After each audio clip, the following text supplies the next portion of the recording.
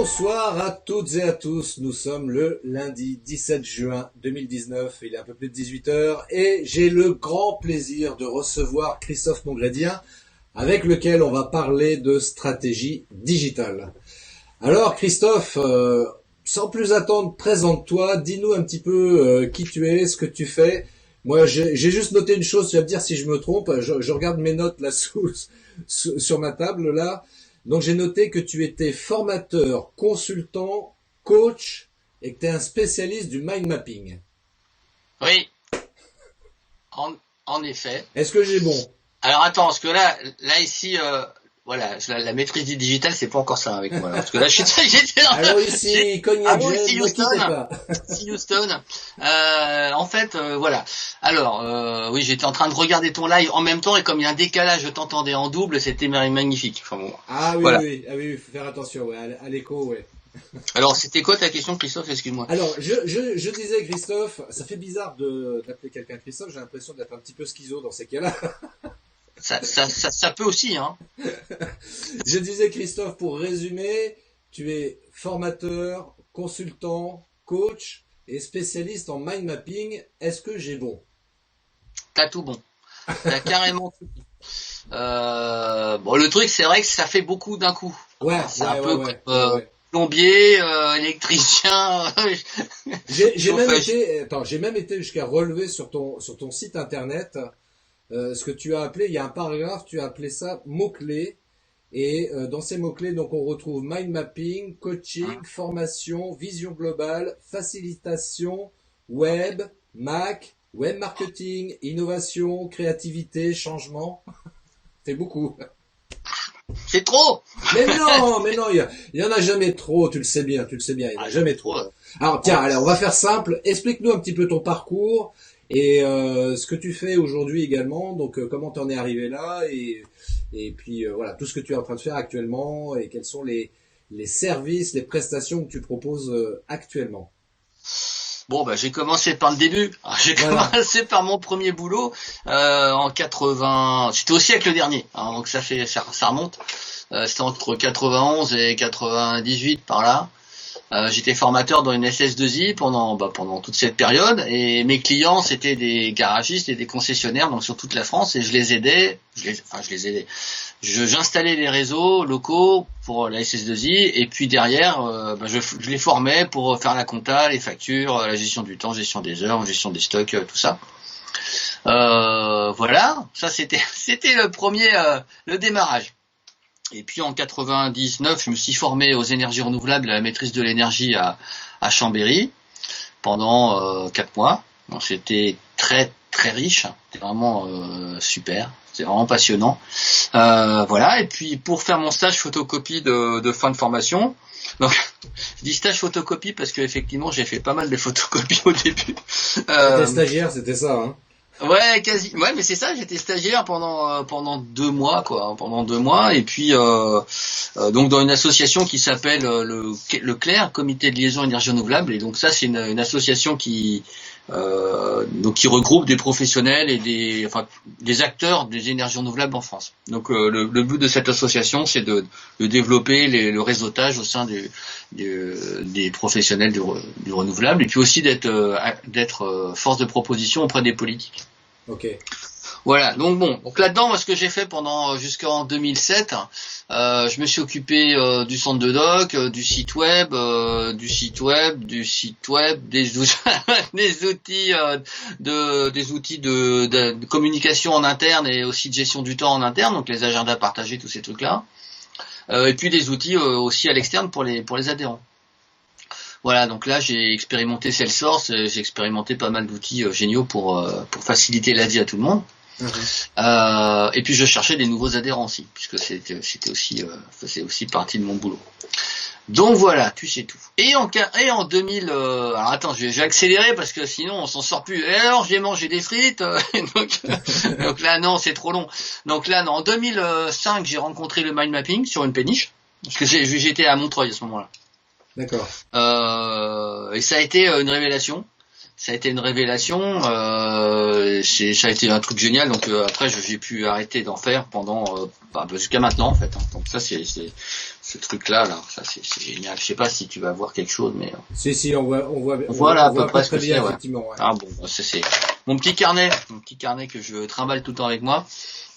Donc mind mapping de 2005 et puis ensuite puis après j'ai pas arrêté d'en faire jusqu'à maintenant. En 2007, je me suis formé au coaching individuel et coaching d'équipe, coaching professionnel pour aider les gens à dépasser leurs problématiques professionnelles. Alors certaines problématiques, pas tout non plus.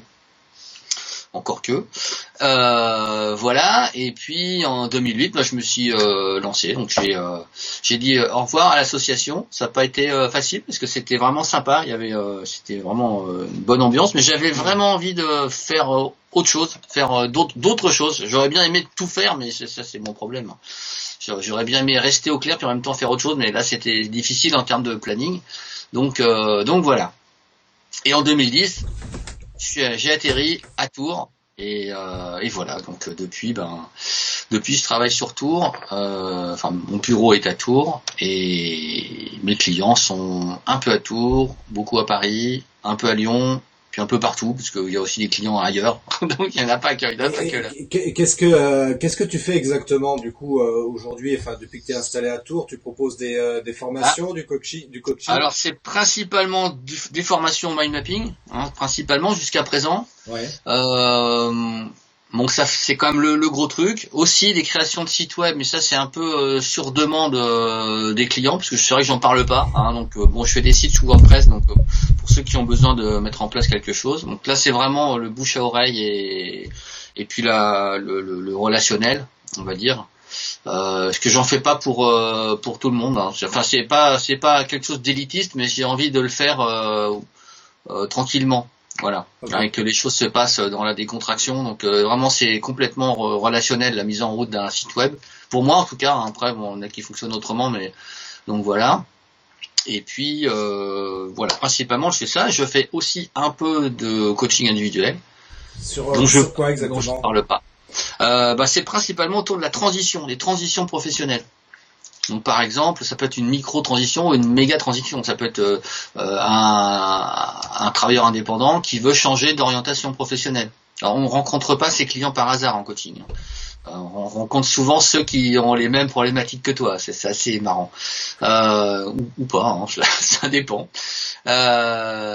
Donc transition professionnelle principalement, et puis ça peut être aussi d'autres problématiques. Par exemple, quelqu'un se retrouve à un nouveau poste, il a une équipe à manager, et puis il sait pas trop par quel bout commencer. Alors je vais pas lui apprendre à manager son équipe, ça il y a des gens qui sauront faire mieux que moi. Mais par contre, dans le cadre d'un coaching individuel, et là je parle sous la surveillance des coachs professionnels qui sont là, qui sont derrière l'écran. Donc bon, le coach c'est pas un expert. Ça c'est important. Le coach n'est pas expert du problème du client, normalement. Après ça s'appelle un consultant, c'est autre chose. Oui. C'est bien s'il sait de quoi il parle, c'est quand même mieux, évidemment. Quand même c'est mieux. Mais le travail du coach, ça va pas être de régler le problème du client. Le travail du coach, ça va être d'ouvrir un espace de dialogue avec son client et puis lui permettre de faire émerger les solutions dans cet espace-là. Et donc les solutions, c'est les solutions qui sont co-créées, beaucoup créées par le client, plus ou moins aidées par le coach, parce qu'il sert quand même un petit peu à quelque chose. Il sert un peu à accoucher des solutions. Donc le travail du coach, c'est ça, accoucheur de solutions avec le client. Et du coup, tu connais bien Internet pour faire la communication sur tes prestations. Comment aujourd'hui tu utilises en fait le web et les réseaux sociaux pour justement parler de ce que tu fais et pour essayer éventuellement de trouver des clients par ce biais-là? Je t'avoue que j'ai l'impression de l'utiliser très mal. D'utiliser un petit peu.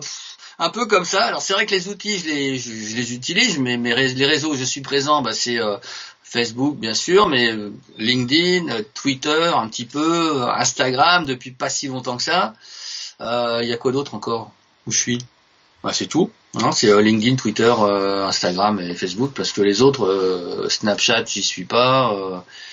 Puis il y en a sûrement des milliers auxquels je pense pas. Et pourquoi tu t'es pas présent sur ces réseaux-là? Bah déjà, j'ai du mal à être présent sur les autres. J'ai l'impression que ça me prendrait plus de temps d'être présent sur ceux où je suis pas. Ce qui est pas forcément vrai. Ah. Ce qui est pas forcément vrai parce que j'utilise un outil qui s'appelle Coucou. Coucou. Coucou.io, c'est kuku.io. Et qui permet de faire des envois automatisés de messages sur de posts en tout cas sur les réseaux sociaux. Ah.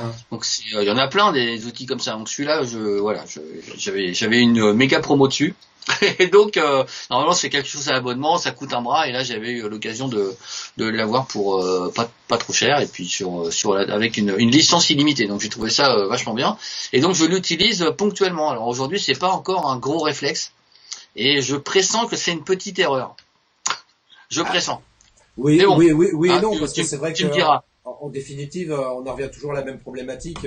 Pour ça, je te demandais, en fait, pourquoi tu utilisais pas les autres réseaux sociaux. Ben, ma question était peut-être mal posée en réalité, parce que c'est ce que j'explique, moi, pour avoir une vraie stratégie digitale efficace, il s'agit au préalable de bien définir quel type de client on souhaite toucher et à partir de là, on va se dire, ok, il faut que je sois présent sur tel et tel réseau social pour pouvoir toucher les clients qui m'intéressent. Ouais. Et par exemple, le Snapchat, on sait que c'est un public de jeunes, voire très jeunes qui est présent. Et c'est pas certain que c'est peut-être là où tu vas trouver le plus de clients. C'est pas trop ma cible. C'est sûr que là, pour des coachings de transition professionnelle à 14 ans, pas trop quoi. Ouais, non, là, pas trop. Bon, non, la cible pour le coup, elle serait plutôt du côté de LinkedIn. Mais bon, ça je présume que c'est toujours valable quand on travaille en B2B. Après, il y a peut-être faut pas lâcher Facebook non plus. Alors j'ai des soucis, mais tu vas m'expliquer tout ça. Mais par rapport à Facebook, c'est mélangé entre le pro, le perso. Il y a un petit peu tout en même temps. Et parfois c'est pas facile à gérer. Mais bon, c'est pas non plus dramatique. Mais en termes de com, bon, c'est parfois un peu délicat. Parfois je me freine un petit peu sur les messages. Parce que je me dis, attends, si des messages pro qui passent, donc peut-être que... Et donc voilà quoi. Donc je sais pas ce que tu penses de ça, parce que en termes de com, toi tu communiques principalement sur du pro. Alors, sur Facebook aussi. Alors oui, effectivement, parce que moi moi ma clientèle c'est que des professionnels et par défaut je me mets sur Facebook parce que ça reste aujourd'hui le premier réseau social utilisé. Donc même s'il y a du particulier sur Facebook, le professionnel y est également présent, que ce soit à titre privé comme à titre professionnel. Donc pour le coup, pour ces deux raisons-là, du moins, c'est la raison pour laquelle je suis sur Facebook. Après, je suis également évidemment présent également sur LinkedIn parce que là on est sur du B2B pur, donc forcément ma clientèle y est présente. Après, ce qui va me permettre de toucher précisément, comment dirais-je, des clients en particulier, c'est en fonction de la communication que je vais mettre en place. On en vient en fait toujours à cette problématique-là en fait par rapport aux réseaux sociaux d'une manière générale, c'est-à-dire que moi je classerais en 3 étapes, qui est la première de se connaître. Oui, il faut se connaître, il faut savoir quelles sont nos valeurs, quelles sont nos qualités, nos talents, là où on est bon, en d'autres termes.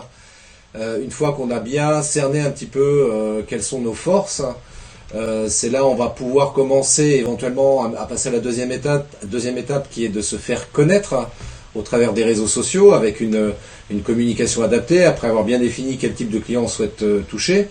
Et puis, in fine, la troisième étape qui est de se faire reconnaître dans le sens, les gens reconnaissent nos compétences, notre expertise éventuellement, et c'est ce qui va nous permettre encore plus de pouvoir, asseoir notre métier et puis trouver des clients en plus grand nombre après par la suite. Eh oui.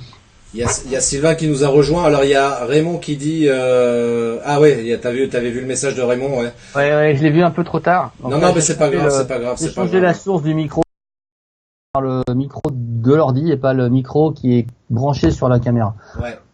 Parce que ça va donner, toi, tu sens quelque chose Ouais, moi j'entends une différence notable effectivement au niveau du son et je pense que les gens qui nous écoutent aussi, confirmez-nous si le son est meilleur chez Christophe, pas moi, lui. L'autre, c'est l'autre Christophe. L'autre, pas moi. Parce que moi a priori le son est bon, mais c'est vrai que ça. J'espère, quand même. Qui c'est le pro du live ici, là? C'est toi?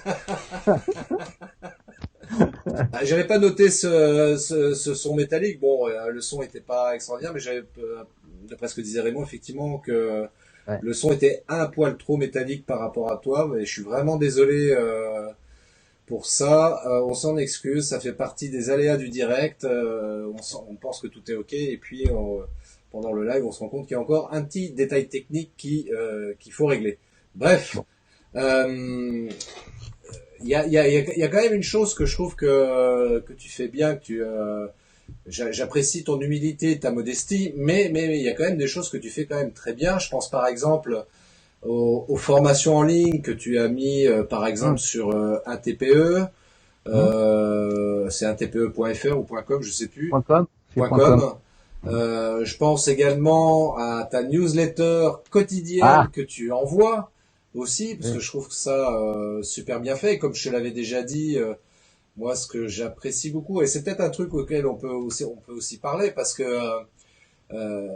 moi je la reçois depuis un petit moment, ta newsletter quotidienne, et vraiment je la trouve hyper inspirante. Alors pas forcément tout le temps au niveau du contenu, non, mais par rapport à la forme que tu utilises, et c'est ce qu'on appelle en marketing, ce qu'on appelle le copywriting.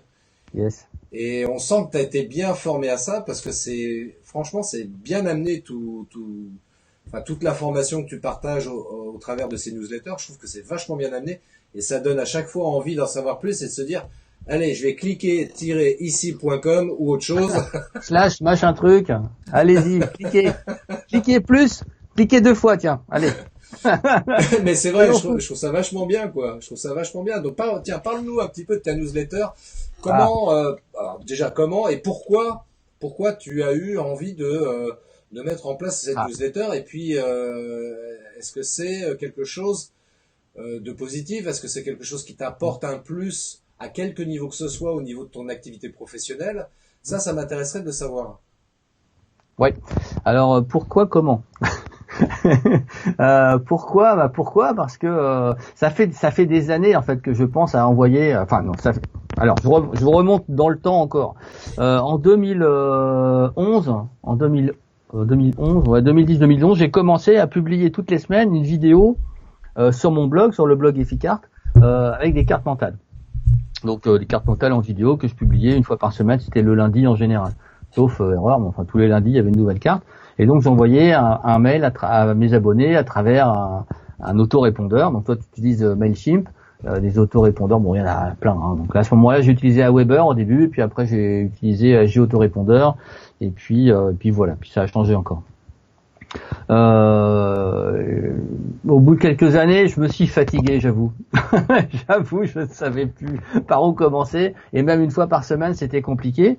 Et je me suis dit, c'est dommage quand même de laisser ça, de rompre un peu cette communication avec les gens qui me suivent. Et n'empêche, c'est quand même ce que j'ai fait. J'ai quand même rompu la com pendant quelques années. Et puis ça m'a vraiment pris l'année dernière, au mois d'août. En juillet, je me dis bon allez, maintenant ça va, tu danses, tu fais une lettre tous les matins, t'envoies un petit mot, et puis il se trouve que je suis abonné à pas mal de lettres d'infos de webmarketeurs, et donc ça permet de mesurer un petit peu ce qui marche et ce qui marche pas. Je me suis aussi formé au copywriting, effectivement, il y a aussi cet aspect-là, c'est important.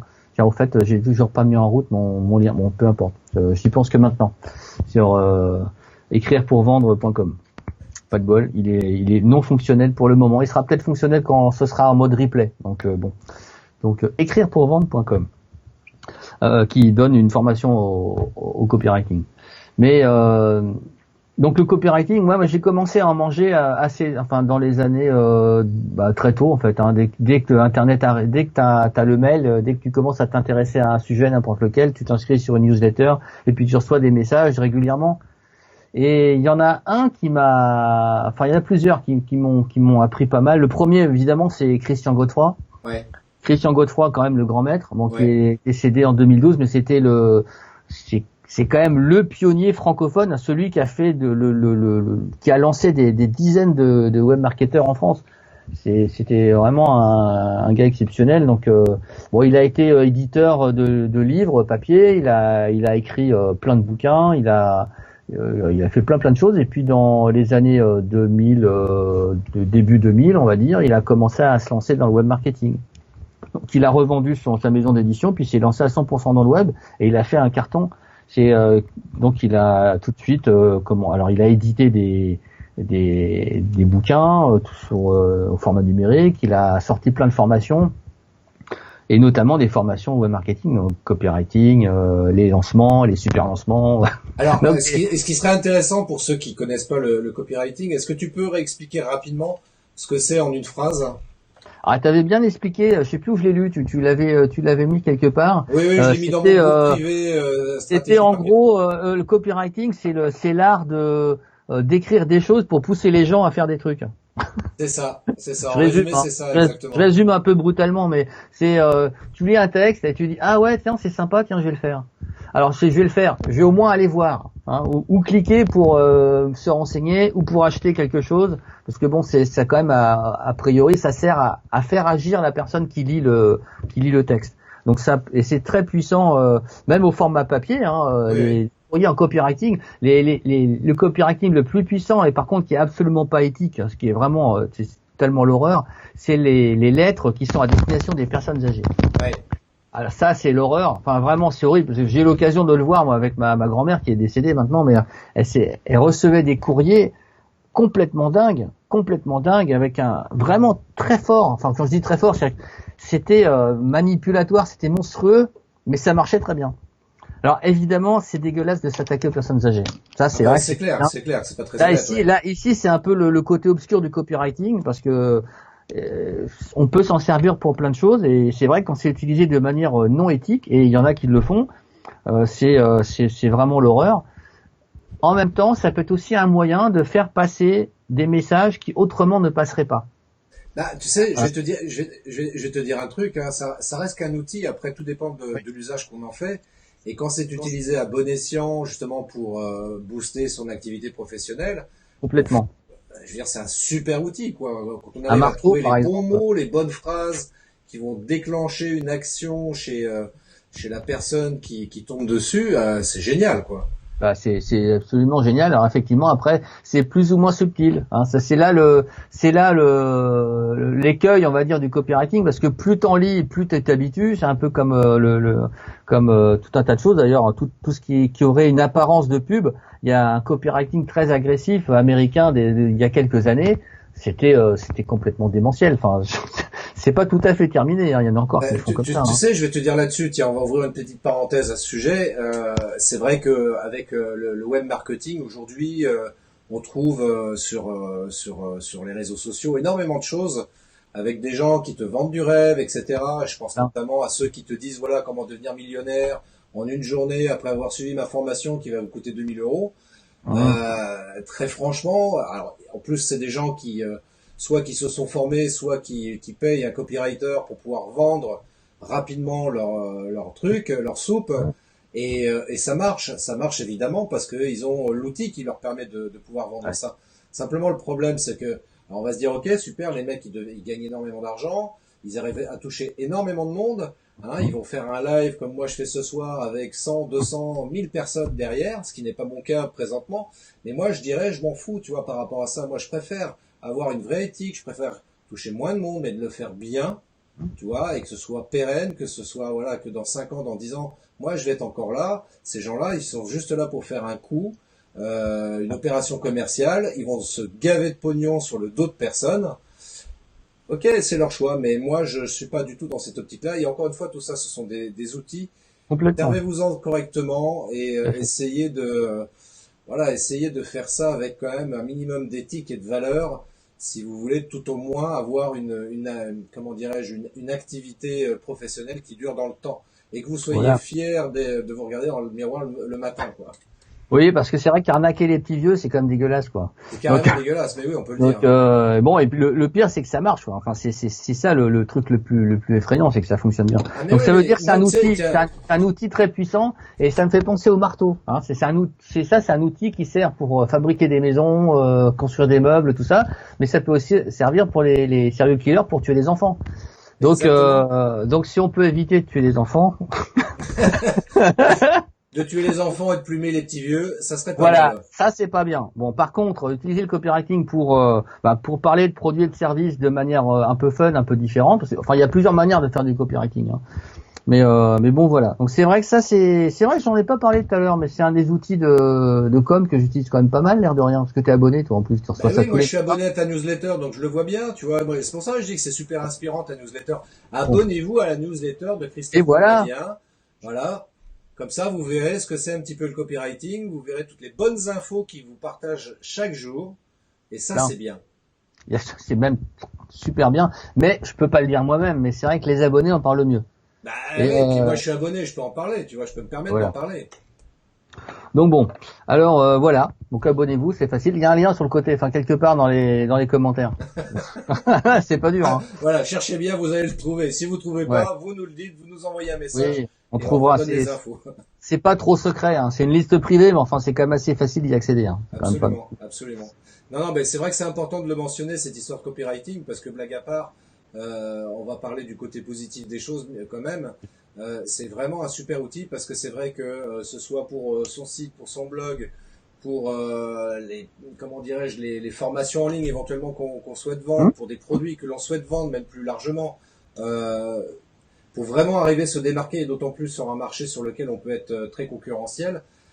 Voilà, faut comment présenter les choses pour inciter le client ou le prospect du moins à devenir client et à acheter notre produit plutôt que celui du voisin. Bah voilà. Donc c'est vrai que c'est vraiment c'est ça. Alors c'est drôle parce que quand t'as mangé beaucoup de newsletters, et j'en ai mangé un paquet des newsletters en anglais, en français. Alors je me suis arrêté à l'anglais en français parce que je connais pas d'autres langues, mais ça existe aussi en allemand. Des web marketers, il y en a partout. Hein. D'ailleurs, ce serait intéressant d'aller lire des newsletters dans d'autres langues que l'anglais ou que le français, parce que on est quand même pas mal abreuvé. On est un peu formaté par la méthode américaine. Donc forcément, ceux qui lisent les web marketeurs qui lisent les messages, les newsletters américaines, ben, sont un petit peu influencés forcément.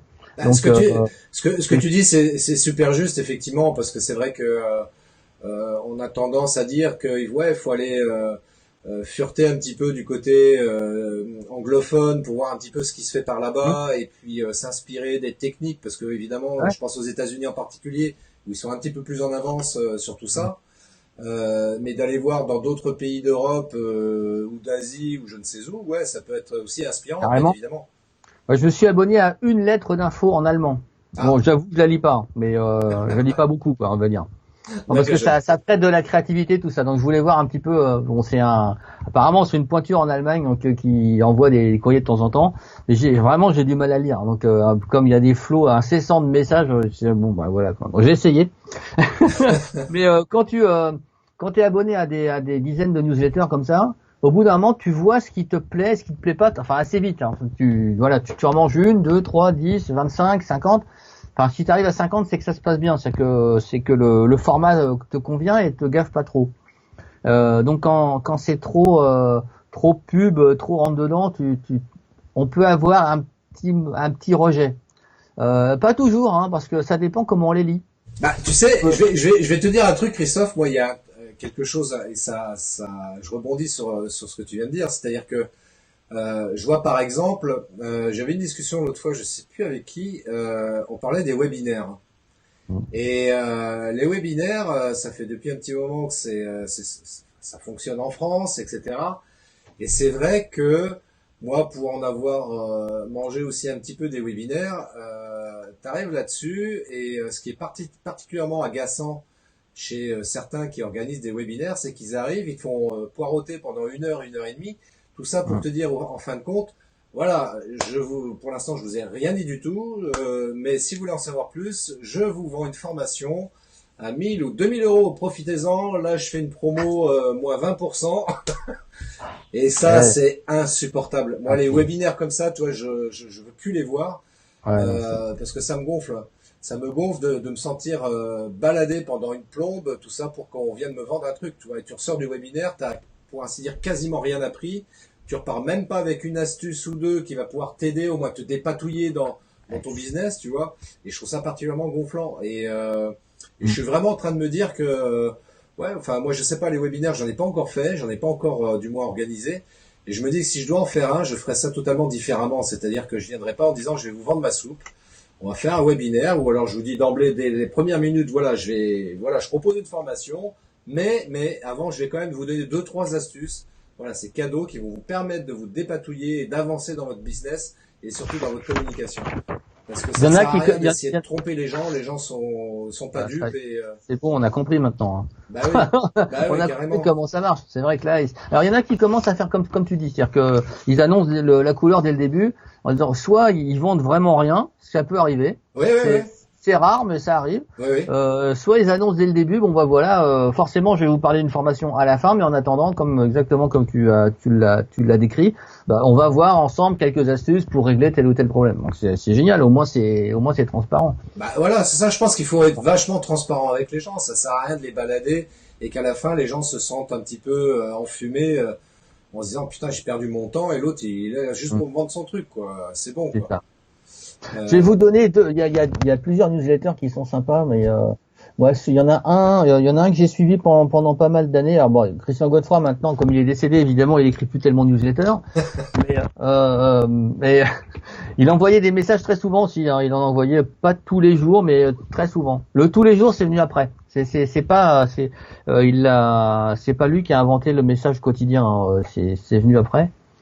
Et c'est venu aussi après parce qu'il y a eu une augmentation des newsletters. Donc bon, voilà.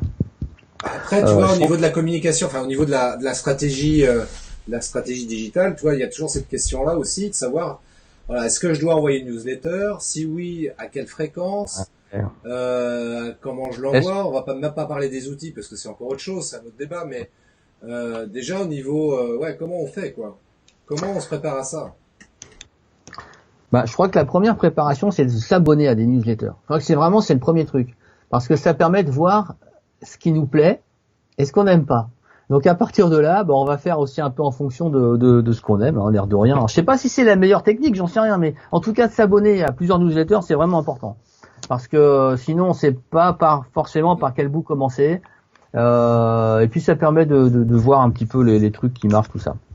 Après, en ce qui concerne la régularité, bon, tout dépend du contenu. Si c'est du contenu super dense, si c'est du super dense tous les jours, ça va être fatigant. Enfin, ça va être compliqué parce qu'on n'a pas le temps de dire des contenus super denses tous les jours. Donc, si c'est vraiment super dense, si à chaque fois c'est quasiment une formation dans le message, bon là, toutes les semaines, c'est bien. Plus, c'est exagéré. C'est bon là, déjà c'est long à écrire, hein, donc il y a ça aussi. Hein. Oui. Si on fait des messages super longs, on va pas pouvoir en sortir un tous les jours, sauf si on veut vraiment faire que ça. Mais on va quand même lasser les gens, c'est un peu le risque.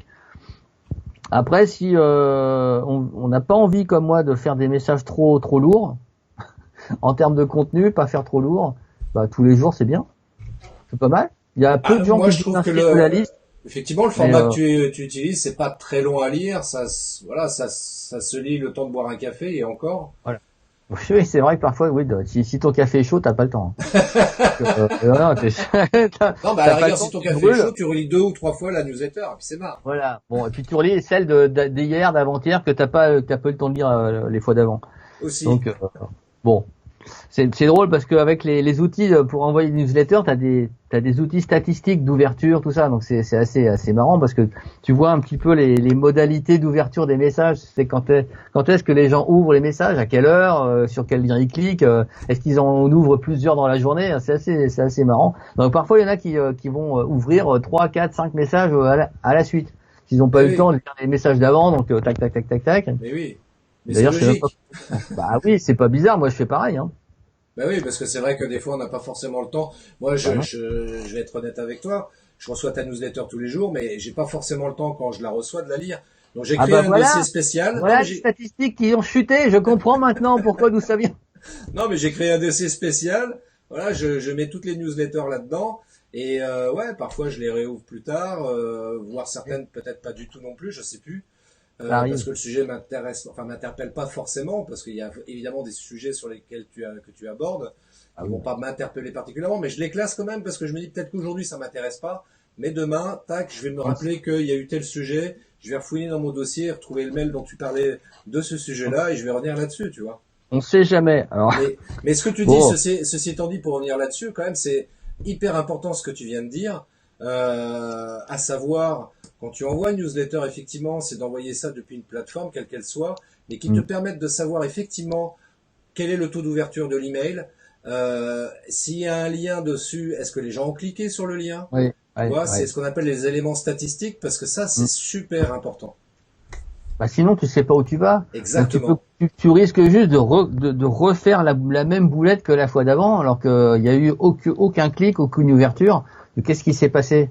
Bon, alors parfois on peut deviner plus ou moins ce qui s'est passé, mais pas toujours. Hein. Parfois on est surpris par les taux de clics et les taux d'ouverture. On est étonné. Hein. Là c'est bon. Là j'ai fait un titre de fou. Mauvais taux d'ouverture, tu dis bon déjà ça commence pas bien, toi. Donc bon.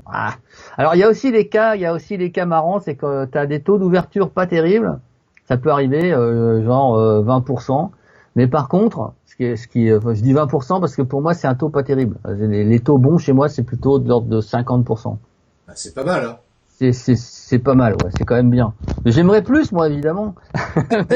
Est-ce que tu fais un truc, alors on va pas rentrer dans le détail du nombre d'abonnés qui te suivent sur ta newsletter, mais est-ce que par exemple, si tu te rends compte que sur un envoi, donc 100% d'envoi, tu te dis tiens, il y a eu 50% de taux d'ouverture de l'email. On va rester sur des choses très simples en termes de calcul. Donc il y en a 50% qui n'ont pas ouvert ton email. Est-ce que c'est quelque chose, tu as peut-être pensé de te dire, est-ce que je vais pas faire un nouvel envoi à ces gens-là uniquement qui n'ont pas ouvert la première fois mon mail, en mettant peut-être un titre différent, parce que faire une espèce d'A/B testing finalement pour voir un peu ce qui marche le mieux. Alors j'avoue, j'y ai pensé, mais ça m'a traversé l'esprit, puis c'est reparti très vite, parce que comme j'envoie un message tous les jours, j'ai peur de lasser les gens, même ceux qui n'ont pas ouvert, pour leur renvoyer avec un nouveau titre. Mais peut-être je devrais essayer, peut-être je devrais tester. Effectivement, c'est peut-être intéressant à tester. Faudrait que j'essaye, parce que je peux. Effectivement, on peut repérer les gens qui n'ont pas cliqué, qui n'ont pas ouvert le message déjà. Et puis leur envoyer un message spécifique pour eux en mettant un nouveau titre, ça c'est possible, ou alors faire carrément de l'A/B testing, puisque la plupart des services en ligne de newsletter le proposent. Tu peux avoir deux titres différents pour la moitié de ton, pour deux moitiés de ton auditoire, et puis voir ce qui marche le mieux. Ouais. C'est vrai que c'est pas mal aussi. Bon, c'est bien quand t'as quand même beaucoup de personnes sur la liste. Hein. Pour l'instant, c'est une liste en construction, donc. Non, ça s'appelle liste privée. C'est pas faux. Hein. C'est encore un peu confidentiel. Donc profitez-en. Hein. Peut-être un jour vous serez 40 000 dessus. Là, c'est pas encore le cas. Hein. Pas tout à fait. Hein. Néanmoins, pour conclure sur ce sujet-là, c'est alors pas conclure le live, on n'a pas encore fini, mais sur le sujet de la newsletter, pour élargir, je dirais même un petit peu le sujet. Concernant le emailing, moi je pense que qui que vous soyez là, devant votre écran, si vous êtes entrepreneur, qui voulez booster votre communication, si vous ne le faites pas déjà aujourd'hui, songez sérieusement à faire du emailing. Carrément. Ne perdez jamais de vue que, d'autant plus si vous adressez à une population de professionnels, les professionnels sont des gens qui regardent énormément leurs emails. Et si vous voulez toucher au mieux les gens, et puis même plus largement, même les particuliers de toute façon, pour toucher au mieux les gens, le emailing fonctionne encore très très bien. Bien sûr, c'est énorme. Et en plus, on a la main sur l'emailing, alors qu'on n'a pas la main sur les réseaux sociaux du tout. Aucun réseau social, n'importe lequel, peut s'arrêter du jour au lendemain. Clairement. Facebook peut très bien dire, bah là, tout d'un coup, c'est fini, les likes, ça n'existe plus, par exemple. C'est juste un exemple. Ou alors, ça peut être, j'en sais rien, moi, Twitter qui va dire, bon bah c'est bon, on va revenir à 50 caractères au lieu de 240 ou de 180, je sais plus où ils en sont. Bon, 280. Donc ils font ce qu'ils veulent. 240, je sais plus, peu importe. C'est 140 et ils ont doublé, non? C'est ça, ouais, ils ont doublé, ouais, c'est 280, ouais. Mais ou alors tout d'un coup dire, bah c'est pas possible d'envoyer plus de 10 messages par jour. Bon, ça me paraît un peu bizarre, mais enfin, on sait jamais. il peut se passer n'importe quoi. Ou alors t'as fait quelque chose qui a pas plu au réseau social et paf, il coupe ton compte, par exemple. Ouais, ça peut arriver, effectivement. Ça m'est déjà arrivé, 2 fois. Moi, je connais quelqu'un là qui... J'ai pas fait des trucs interdits, mais bon. Ouais, faut faire super gaffe, surtout quand on commence à faire un peu de gros hacking, c'est là où ce genre de danger peut arriver aussi, quoi. Tout à fait. Voilà, en fait, là, la boulette que j'ai fait quand ils m'ont coupé mon compte, c'est que j'ai envoyé de manière un peu trop intense des messages sur des groupes Facebook. Ah ouais. C'était un peu trop intense et j'en envoyais 100 par jour, quoi. Ah oui. Parce que j'avais un outil pour le faire, donc c'était vachement pratique, que j'utilise plus maintenant, mais c'est vrai que c'était commode. Alors, j'ai envoyé un message, le même, en plus, sur plusieurs groupes, toutes les 30 secondes, ça partait, quoi. Donc, effectivement, bon, ils m'ont laissé faire pendant quelques semaines, et puis, au bout d'un moment, ça les a énervés, ils m'ont carrément coupé le compte, hein. C'était assez impressionnant. Alors, tu sais, je vais te dire un truc là-dessus, c'est un débat, qui reste encore d'actualité aujourd'hui, parce que c'est vrai que il y a des outils de gros hacking comme ça qui peuvent nous permettre comme ça d'envoyer des messages en nombre toutes les 30 secondes sur les groupes Facebook, par exemple. Il y a d'autres outils qui permettent de faire encore autre chose, tu vois, mais faut faire extrêmement attention avec ces outils-là. Donc on peut les utiliser sous réserve que à un moment donné, que Facebook, Instagram et que sais-je encore se rendent compte du problème et qui vous bloquent, voire vous ferment votre compte. Donc faut faire très très attention. C'est pour ça que moi, le gros hacking, moi j'aime beaucoup. Je trouve que c'est un sujet super intéressant et super passionnant, mais voilà, autant essayer d'utiliser des méthodes entre guillemets légales, 100% sûres, comme le emailing par exemple. Ça, il n'y a pas de problème. On choisit une plateforme pour gérer ça, et puis voilà, on choisit. Après, on envoie ses emails. On a des outils statistiques qui nous permettent de mesurer le taux de retour par rapport à l'envoi des emailing. Et encore une fois, justement pour vraiment appuyer sur ce point-là, ce qui est hyper important au niveau des réseaux sociaux, ce n'est pas de savoir combien il y a eu de vues sur une vidéo, combien il y a eu de vues sur une photo qu'on a postée. Le plus intéressant à savoir, c'est d'aller voir les stats et de gratter un petit peu et de savoir un peu derrière si les gens ont cliqué, s'ils ont ouvert, qu'est-ce qu'ils ont été regardés, etc., etc. Ce qui nous permet de mesurer de manière beaucoup plus efficace quels sont les types de publications que, a priori, les gens préfèrent dans tout ce que l'on publie. Ce qui permet d'en rajouter une couche derrière. Exactement. En rajouter une couche, ou tout au moins d'affiner notre communication. Oui, bon, ça c'est dit de manière plus diplomatique. Mais là, on est entre nous. Oui, on est entre nous. On peut se permettre de dire des trucs et des machins. Il n'y a aucun problème. Il y a Ludovic qui nous a rejoint et Sylvain qui nous dit Arbeit. Jawohl. Je sais pas ce que ça veut dire en allemand. Moi, Arbeit, j'ai fait allemand travail. 20e langue, donc je me rappelle plus. Ça veut dire travail. Bref, oui, le travail, si c'est ça que ça veut dire, effectivement, rien de vaut le travail. Effectivement, si c'est ça que ça veut dire, c'est parfait. Parce que voilà, c'était par rapport à tous les marchands de rêve là que j'évoquais certainement tout à l'heure. Sylvain a réagi là-dessus. Effectivement, communiquer, se développer sur le web, tout ça, ça demande du travail. Faut pas se leurrer. Il y a pas de recette miracle. Il y a pas de magie. Tout ça, ça demande un peu de travail et le résultat sera à la hauteur du travail et du temps qu'on va y consacrer. Tout à fait. Alors aujourd'hui, ce message commence à rentrer quand même, y compris auprès des webmarketeurs les plus acharnés. Avec ceux qui étaient un petit peu brutos en termes de com autour du devenir riche en 5 minutes, certains ont évolué et commencent à mettre justement cette dimension-là, la dimension travail. Ils savent, ils sont pas débiles, ils savent très bien que quand tu dis tu vas gagner 4000 € en 3 secondes, les gens ont un petit doute forcément. Ils se disent il y a un loup, il y a un truc de bizarre. Bon. On sait, ça peut, peut-être, mais bon, il y a quand même un doute. Il y a quand même un gros doute. Un peu, ouais.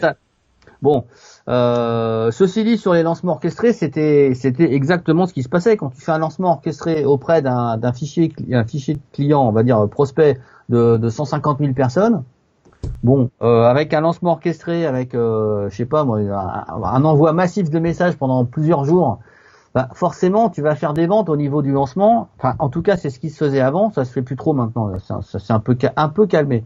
Ils font autrement, de manière plus subtile. Mais effectivement, à ce moment-là, ils faisaient des énormes ventes en très peu de temps. Bon, mais là on est sur un créneau très particulier et un créneau très particulier qui aurait tendance à s'assécher un petit peu quand même, parce que bon voilà, les gens sont plus prêts à payer une formation à 2000 euros comme ça, c'est un peu compliqué. Attends, il y a Ludovic qui dit que effectivement, enfin lui il a une idée qui vaut ce qu'elle vaut. Il dit si tu braques la supérette du coin, tu Ouais, peux gagner 3000 euros en 5 minutes. tout à fait. Ouais, c'est vrai. Tu as raison, Ludovic, exactement. Par contre, faut trouver il y a plusieurs paramètres. Faut trouver le bon masque. Voilà. Faut courir vite, avoir une grosse voiture. Enfin, c'est pas évident, quoi. Tu te fais choper à la fin, quand même. Souvent, hein. Ouais, non, puis c'est pas Donc, des choses très légales. Moi, c'est pas ce que je conseillerais évidemment. pas très légal. Non, c'est pas très légal. Voilà, C'est pas c'est très pas très légal bien. tout ça. Non, non. Il Voilà, faut entre ça et vraiment la si vente on de drogue, veut. tout ça, non, c'est pas bien. Parce qu'il y a d'autres moyens. Il y a d'autres moyens de faire des sous sans arnaquer les gens, sans voler les gens. Voilà, on peut faire des choses correctement, quoi. C'est possible. Ouais. Après, ça nous empêche pas d'optimiser. Hein, vraiment d'optimiser un certain nombre de choses. Par exemple, quand tu envoies des messages, bah, tu vas faire attention à ce que tu mets dedans. Par exemple, quand tu fais des vidéos, j'imagine, tu fais pas des vidéos avec n'importe quoi dedans. Bon, évidemment. Enfin, c'est là après, c'est du bon sens, quoi. Bon, ceci dit, le bon sens, ça se travaille. Hein. Oui, C'est pas, oui. ça se fait pas comme ça d'un coup. Hein. Mais bon, la dimension travail revient hein, dans le discours des webmarketeurs, ça revient quand même, malgré tout. Même si certains continuent à vendre des formations qui coûtent très cher et avec des systèmes de lancement orchestré, tout ça, la dimension travail est maintenant présente. En tout cas sur ceux qui tiennent. Je dis, Bah, tu sais, moi, je parle pas. je vais te dire un truc. Moi, j'ai pris l'habitude très rapidement par rapport à tout ça. Hmm. Quand je tombe sur parce qu'en général, effectivement, ils balancent des pubs sponsorisées sur Facebook ou ailleurs. Ah ouais. Et quand je tombe sur un gars comme ça que je connais ni d'Ève ni d'Adam, soit je me renseigne un petit peu, soit je laisse le temps passer. Parce Oui, que je me dis, si le mec il est réellement sérieux dans ce qu'il dit et dans ce qu'il fait, bah d'ici un an ou deux, théoriquement, il est encore là. Et peut-être qu'à ce moment-là, je commencerai à m'intéresser à lui. tout à fait. Et c'est très net, hein. En général, tu les vois, les lascars qui arrivent, qui sont juste là pour faire un coup, et 3 mois après, tu les vois plus, quoi. C'est ça. Il y en a quand même quelques-uns. Hein. Aux États-Unis, c'est encore pire quand tu es abonné à des trucs de web marketing américain. C'est hallucinant. Il y en a, c'est tellement énorme. Tu te demandes même comment ils font pour imaginer que ça va marcher. C'est ça qui est incroyable. Mais ils essayent quand même. Je pense que sur la quantité, il y en a qui réussissent. Alors c'est un coup. Ils réussissent une fois, quoi. Puis après, bon, faut qu'ils se recyclent, ils fassent autre chose. Hein, et bon, j'en sais rien. Ou ils braquent des supérettes après. Bon. Bah, tu sais, je vais te dire un truc, hein, c'est comme dans la vie réelle, si je puis dire, t'as des mecs qui vont monter des boîtes, Hum, qui vont hum. faire un maximum de fric en escroquant plusieurs personnes et qui vont Ah ouais, déposer le bilan et tout à qui vont fait. recréer une nouvelle boîte par ailleurs, etc., Après, etc. Internet n'a rien inventé, hein. Internet n'est juste qu'un ouais, reflet de ce qui se passe dans le monde réel. tout à fait. Et aussi bien dans la vie de tous les jours que sur Internet, faut rester extrêmement vigilant par rapport à tout ce qu'on voit. Et puis moi je dis que ouais, enfin comme dit Ludovic, ce qui paraît plus c'est gros, plus ça marche. Oui, effectivement, plus c'est gros, plus ça marche. Et Ouais. les gens ne prennent pas le temps de la réflexion et de se poser les vraies bonnes questions, de savoir si c'est pertinent ou pas. Je vais donner un exemple d'ailleurs, parce que l'autre fois j'ai vu un gars démonter une vidéo qui a été balancée par un autre gars. L'autre gars en question qui démontrait, calcul à l'appui, que c'était possible de gagner, je sais plus si c'était 5000 euros en 1 heure, mais c'était un peu l'idée, quoi. Hum. Et calcul à l'appui, quoi. Bon, la vidéo, je l'ai jamais vue, mais le gars qui démontait le système, il disait, bah attendez, on va s'arrêter 2 secondes. Donc là, si je veux gagner de l'argent, donc ça veut dire que là, en fait, il va falloir que je bosse pour gagner 500 euros, parce que là, le mec, il est en train de me faire croire que je peux gagner 5000 euros en 1 heure. En fait, c'est faux. Si je prends ces calculs tels qu'il les énonce dans sa vidéo, en fait, il va falloir que je bosse 10 heures par jour pour Allez, gagner 500 balles, quoi. Et c'est encore, ça. Ouais. Ouais. truc Donc de fou, quoi. effectivement, c'est bien quand même d'exercer un peu son esprit critique. Bon, c'est vrai que c'est quand même pas mal. Hein, tu serais-ce que prendre sa calculatrice. Ouais, c'est bien. Ça remplace pas tout, hein, la calculatrice. Hein. Ça remplace pas la réflexion, mais ça peut aider quand même pour faire le point parfois sur Bah, certains petits trucs. C'est ça pas mal. permet d'aider effectivement, et je pense que pour revenir là-dessus, quand on veut faire une vraie stratégie digitale qui soit efficace, qui nous permette, voilà, de trouver des prospects, des clients sur le web. Là aussi, c'est pareil, ça demande une vraie réflexion. On peut pas comme ça s'amuser à se dire, ok, bon, j'ai compris, je vais envoyer du emailing, j'ai une liste d'adresses mail, donc je vais envoyer ça à tous ces gens-là. Je vais me positionner sur 2-3 réseaux sociaux parce que on m'a dit que c'est ça qu'il fallait que je fasse. Et puis advienne que pourra. Bah ça c'est pas une stratégie pour le coup. Hein, c'est pas du tout stratégique. Non. Faut vraiment réfléchir en amont. Qu'est-ce que je veux faire? Comment je veux quels sont mes objectifs? Quels sont les outils que je veux exploiter, etc. Enfin, ouais. Et puis, basiquement quand même, Christophe. Vas-y. Allez, je suis prêt. Là, je suis prêt. Il y a un truc super important, moi, que je pense super important, basiquement parlant, c'est de construire ce qu'on appelle en marketing le personal branding, c'est-à-dire sa marque personnelle. Ouais. Bah oui. Tout à fait. Parce que les gens, ce qu'ils vont acheter, c'est bien évidemment, c'est peut-être ton produit, mais s'ils trouvent le même produit ailleurs, qu'est-ce qui fait qu'ils vont acheter chez toi plutôt que chez l'autre? Bah, il y a la dimension prix, mais c'est pas suffisant le prix. Non. Parce que le prix, ça suffit pas. Enfin, on sait bien d'ailleurs, quand tu vas acheter ta baguette de pain, si le boulanger fait la gueule, bah même si sa baguette est 3 fois moins chère, tu lui laisses sa baguette pourrie. Ah oui. Même si elle est aussi bonne que la baguette d'à côté où le boulanger est sympa. Bon, bah tu vas voir plutôt les gens sympas, a priori. On est bien d'accord. C'est pour ça que je dis qu'il faut travailler d'abord sa marque personnelle.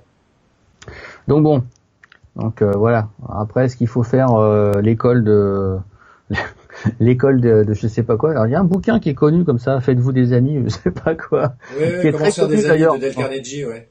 Voilà, super connu ce bouquin.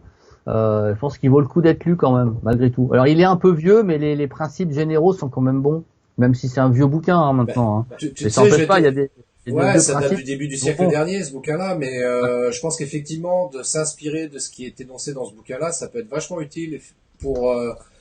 Tiens, on parle de stratégie digitale, mais il faut pas perdre de vue aussi que en parallèle de ça, il y a le réseautage ou le networking, et comment se faire des amis rentre parfaitement dans ce process-là. Tout à fait, ouais. C'est c'est de réseauter aussi bien en présentiel qu'au travers des réseaux sociaux, et si on sait pas comment approcher les gens, évidemment, on va arriver comme un gros bourrin. Tiens, je te donne ma carte, donne-moi la tienne, je t'appellerai demain. Bah ouais, enfin, tu me connais pas, tu sais pas si je suis intéressé par ce que tu fais, puis déjà, je sais pas, je te trouve pas très sympa comme gars, donc tu me donnes pas envie, quoi. Donc jamais tu le rappelles, enfin ou tu réponds pas, enfin bon en tout cas la relation se fait pas quoi. Bah c'est ça. Donc, bon. C'est ça, ouais, c'est-à-dire qu'il y en a qui ont une approche effectivement qui est un peu trop bourrin, quoi. Donc moi ces gens-là, c'est vrai que j'ai tendance à dire waouh, attends, t'énerve pas déjà. Je vais t'expliquer un truc. En marketing, il y a une chose qui est essentielle, enfin même en commercial, même plus basiquement. Moi j'ai dans mon ancienne vie professionnelle, j'ai fait un peu de commercial et la première chose qu'on m'a apprise, c'est pas d'avoir un argumentaire très étoffé et d'expliquer aux clients les bénéfices, les avantages du produit, etc. que j'ai à vendre. Surtout pas. En tout cas, pas dans un premier temps. C'est d'abord écouter le client. Toujours écouter le client. La base. La base même de la vente. Ludovic qui nous dit la relation clientèle est toujours un point important, c'est clair. Bah ouais, forcément. C'est vrai que là, la relation, c'est essentiel. C'est essentiel, la relation. Clairement. Sinon, si t'as pas besoin de relation, tu achètes tous tes produits sur Amazon, hein. C'est ça. C'est vrai que si t'as, ça marche aussi, hein. Mais bon, c'est pas pareil. Il y a Anaïs qui pose une vraie bonne question aussi. Il faut savoir de quoi le client a besoin. Et ça, c'est une vraie bonne question en technique marketing. Comment savoir de quoi le client a besoin? Comment on peut le savoir, d'après toi? Tu lui demandes. Voilà. C'est plus simple. De quoi as-tu besoin? Alors, il y a un bon bouquin pour ça qui s'appelle Ask. A-S-K. Exact. Voilà. Hein, donc, c'est le sujet du bouquin d'ailleurs. Hein. C'est comment on fait pour demander ce dont a besoin le client. Voilà. Donc, le bouquin à lire. Intéressant. En anglais. Désolé. Et qu'en anglais, par contre, effectivement. Ouais. Donc ça c'est un peu le problème, mais en même temps, c'est pas inintéressant à lire. Ça vaut le coup de s'y plonger. D'ailleurs, on ne peut que conseiller de se remettre à l'anglais. Exactement. Pour plein de raisons, et notamment pour ça. Alors, il y a moyen de se former en ligne. Et là, un petit lien. Hein, cliquez-ici.com/anglais. Ah bah voilà. C'est l'avantage d'avoir des liens courts. Hein. Bon là, tu t'en rappelles, sinon tu t'en rappelles pas. cliquez-ici.com/anglais. Voilà, tout en minuscule. C'est noté, mais effectivement, c'est important parce que c'est vrai que la littérature anglophone, elle est assez riche, beaucoup plus riche que la littérature française. Et on trouve d'excellents bouquins en marketing digital, le web, etc.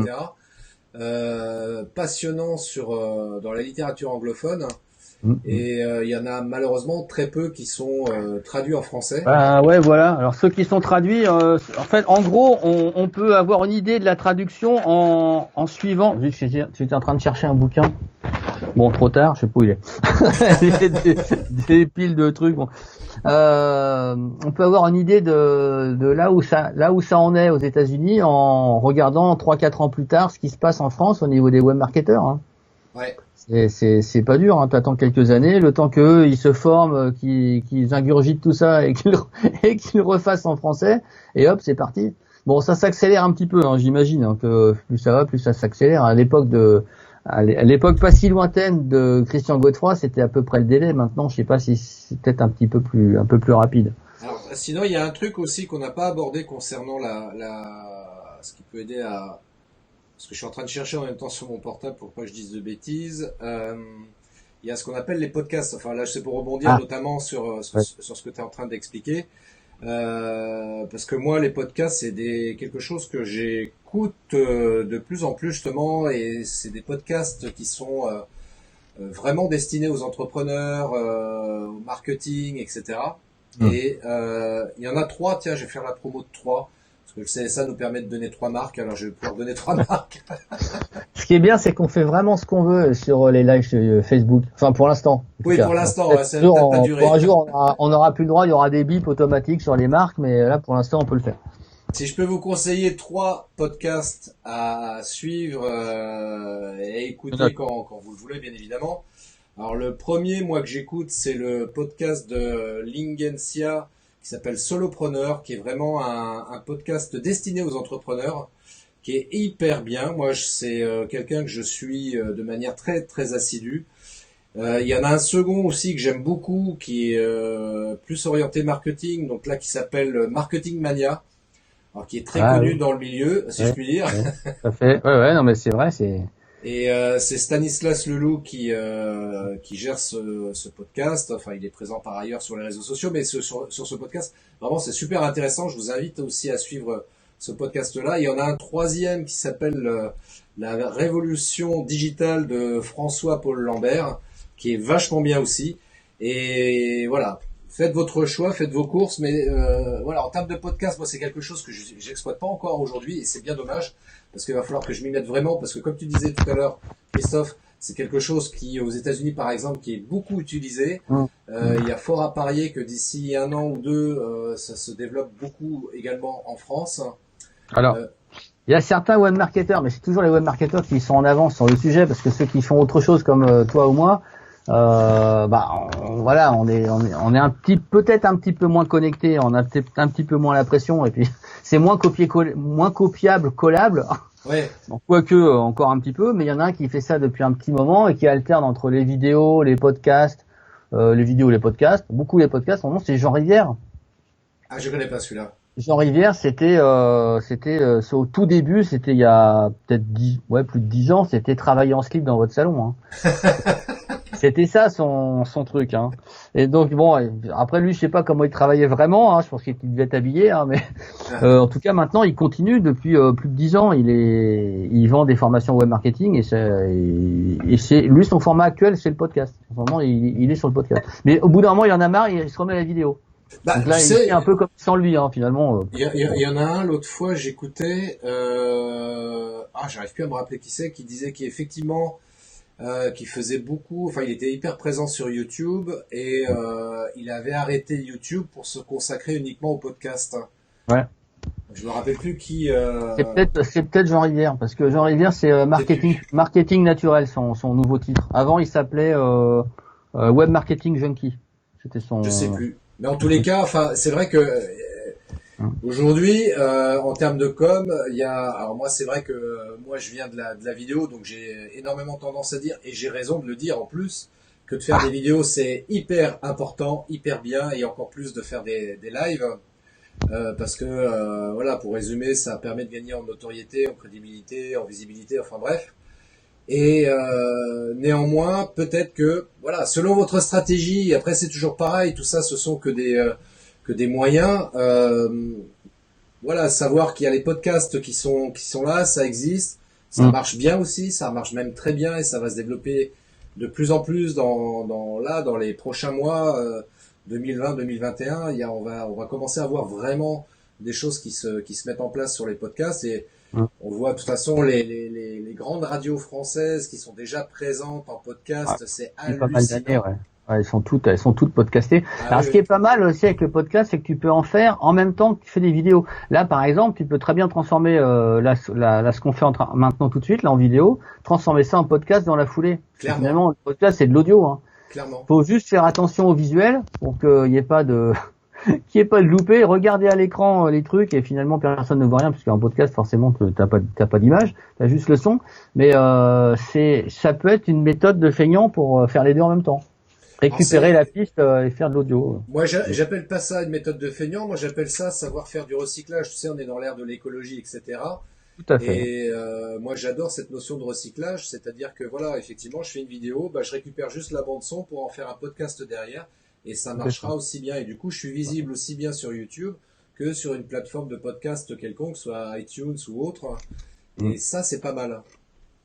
Complètement bien. Après voilà, faut juste y penser au début et puis le faire.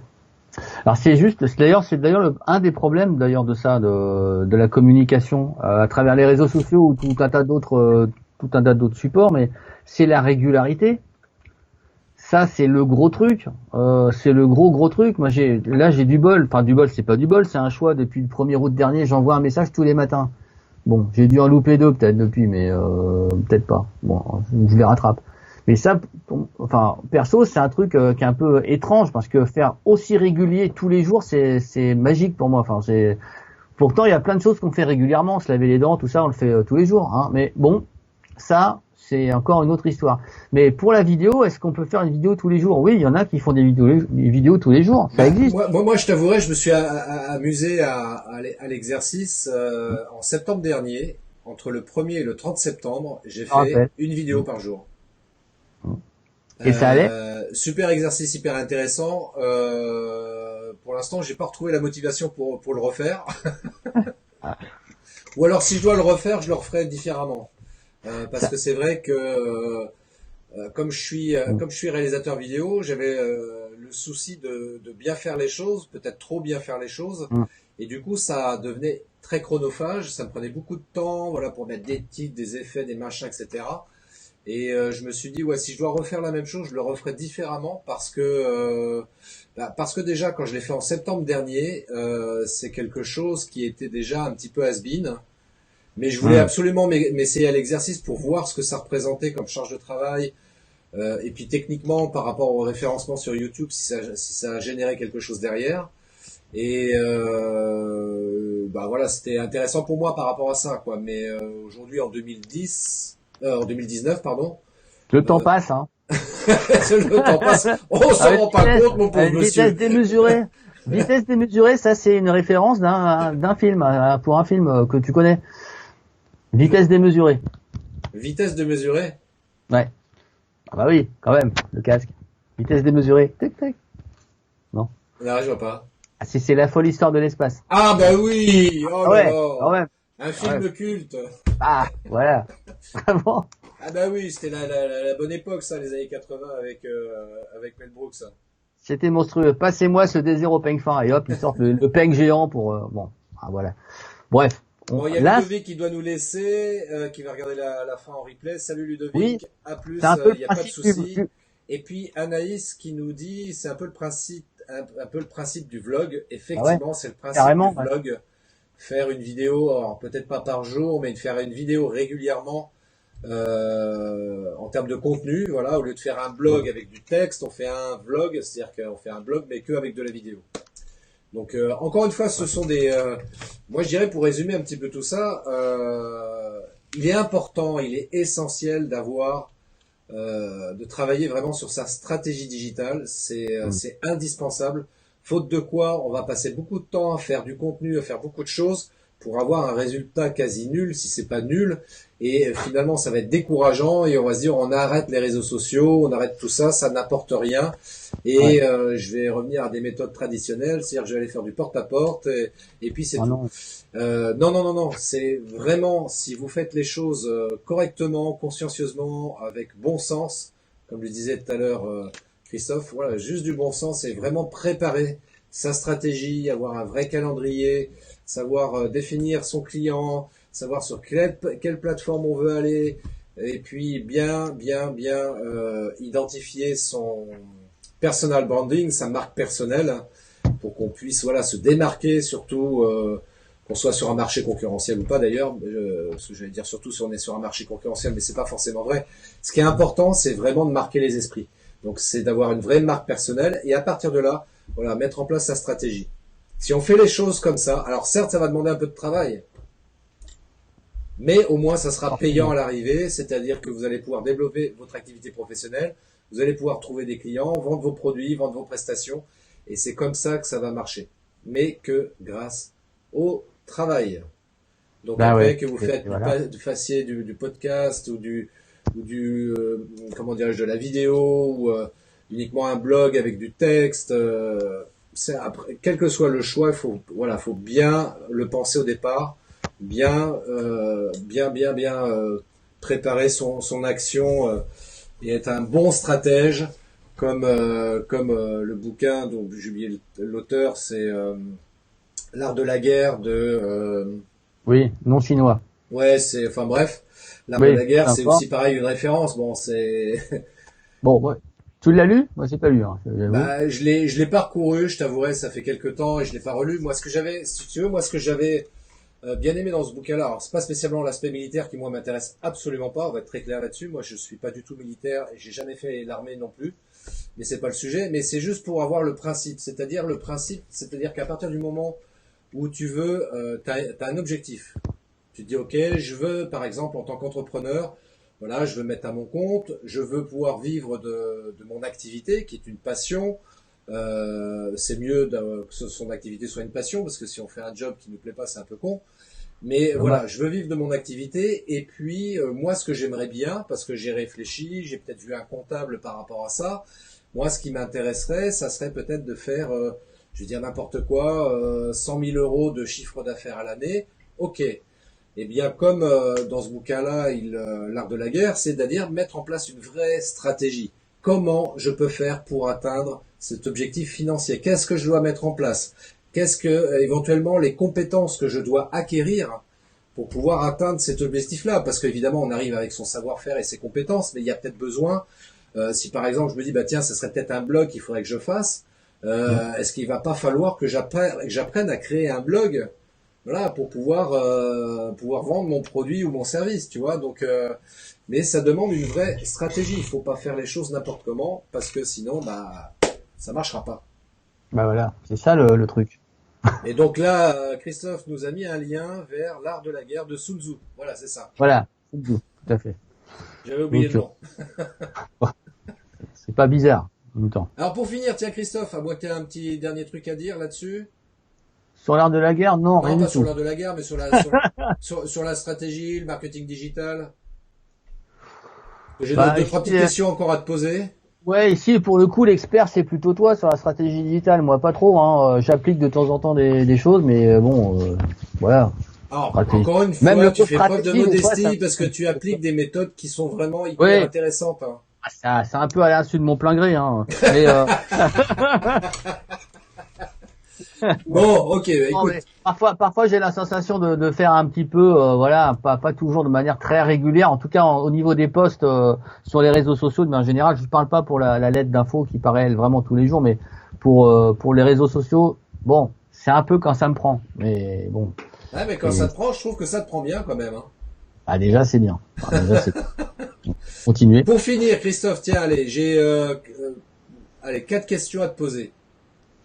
Allez, c'est parti, je suis prêt. Là. C'est ce qu'on appelle les questions mode portrait chinois. Tu connais le principe? Oula. Ouais. Alors, si tu étais un film. Ah, si j'étais un film. Voilà. Si j'étais un film, qu'est-ce que je ferais comme film? Euh, Si j'étais un... Ah, j'ai du mal là, hein. Ça va venir, hein, forcément. Hein. Si j'étais un film... Ah si, forcément, ça y est, ça me revient. Si j'étais un film, c'est les chèvres du Pentagone. Si j'étais un film, je serais les chèvres du Pentagone. C'est avec qui déjà ce film, hein? Je vous dis que ça, je sais plus quel acteur c'est, très connu. Alors attends, parce que je suis assez mauvais en acteur, moi. Et, Moi, je connais pas le film, les chèvres du les Pentagone. chefs du Pentagone, c'est un truc C'est un incroyable. film Ça se récent, passe. ça, je crois, non? C'est un film assez récent. Ça s'est pas. C'était. Alors attends, je vais retrouver le. Ça me C'était en dit quelque 2000, chose, mais je l'ai 2009. pas vu. Non, c'était en 2009. À Et c'est un 2009? film avec George Clooney.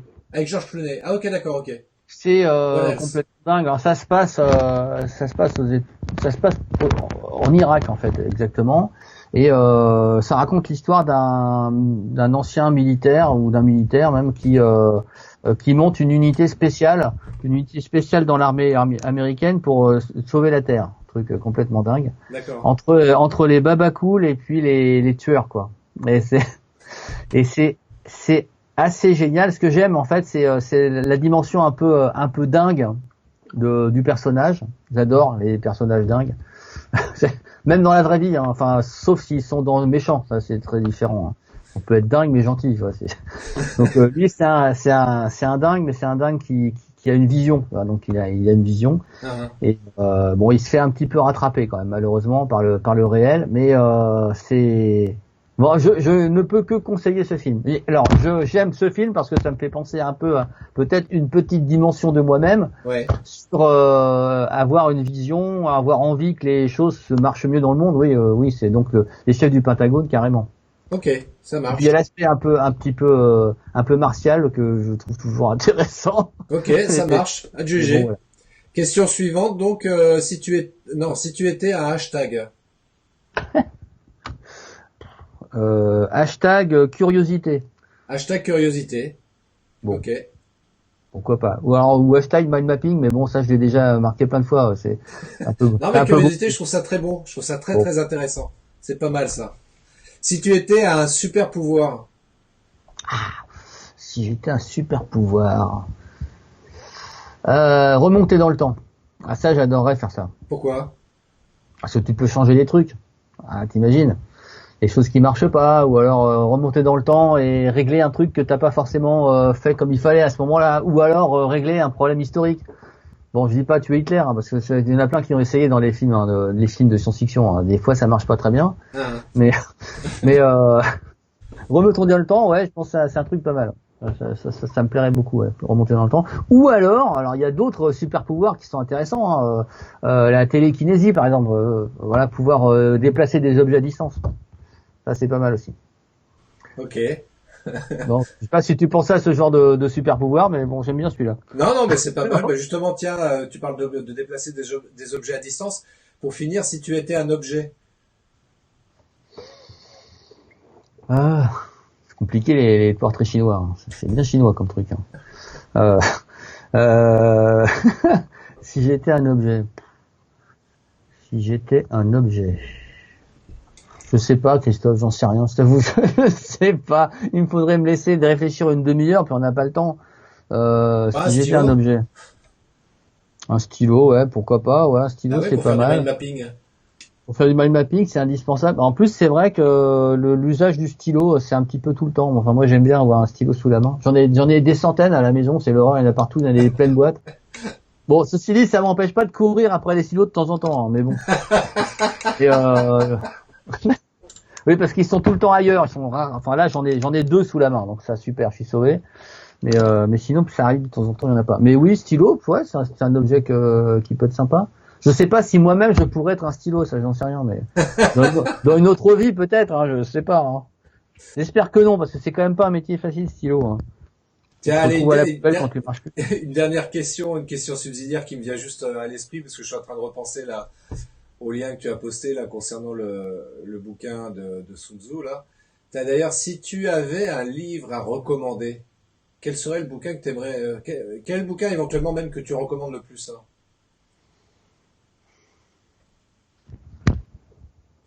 Le bouquin que je recommande le plus dans un cas de boulot, pas boulot, on s'en fout. Non, on s'en fout.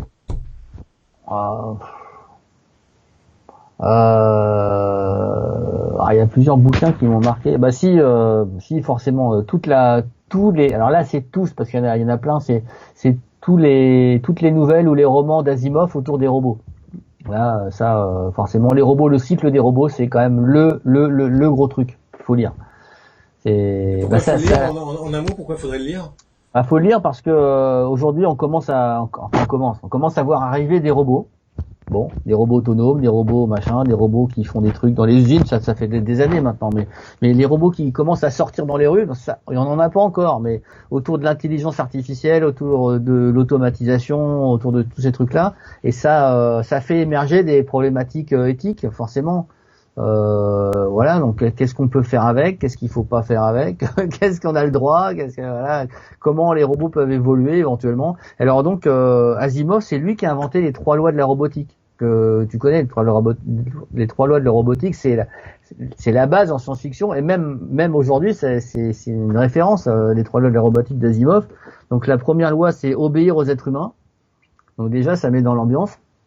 La deuxième loi, tu vois, bon, tu connais ces 3 lois. Oui, oui. Alors il y a les lois 3, mais il y a dans le cycle des robots, on apprend qu'il existe une loi 0, dont je vous dévoilerai pas ce que c'est, mais c'est vachement bien. C'est vachement bien. Vraiment, lisez ça. Au moins un peu d'Asimov, mais en général, parce qu'il a écrit énormément de science-fiction. Bon, c'était son métier de départ, c'était un scientifique qui faisait beaucoup de vulgarisation. Et puis ça l'a pris, enfin ça l'a pas pris comme ça, mais il s'est mis à écrire des romans, des nouvelles d'abord, et puis des romans. Et puis c'est devenu le grand maître. Hein. Donc Asimov, lisez Asimov. Ok. C'est bien, Asimov. Ça marche. Et Voilà. pour conclure, il y en a d'autres qui sont pour conclure, si on veut te retrouver sur le web, l'adresse de ton site, c'est quoi déjà?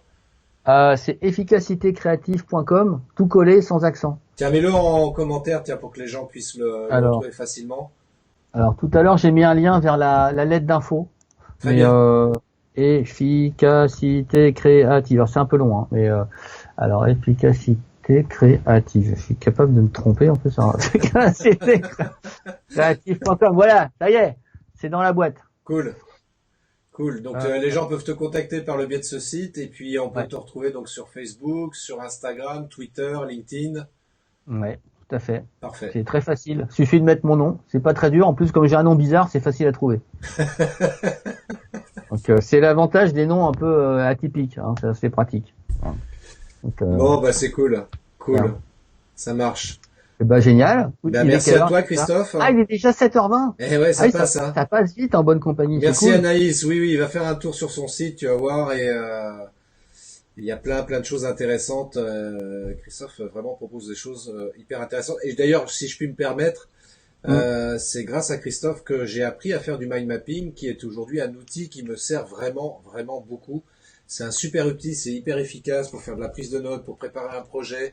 Et que sais-je encore, enfin c'est vraiment super bien quoi. Le mind mapping, tu peux aller contacter Christophe, il propose des formations présentielles, en ligne, enfin vraiment c'est super bien. C'est vrai. En français seulement, je sais pas oui, c'est en français, c'est pas en anglais. Bon, mais en allemand encore moins.